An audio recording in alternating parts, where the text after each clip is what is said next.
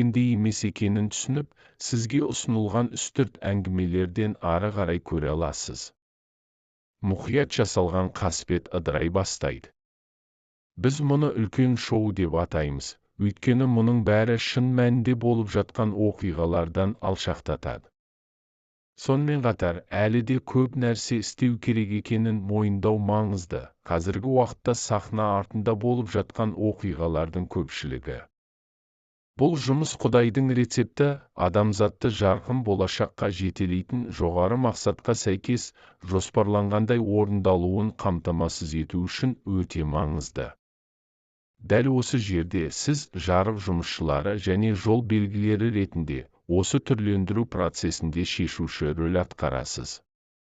Сіздің Құдайыңыз әлемге жарық түсіру қабілеті сананы көтеру және планетаңызға оң өзгерістер енгізу үшін күш-жігерді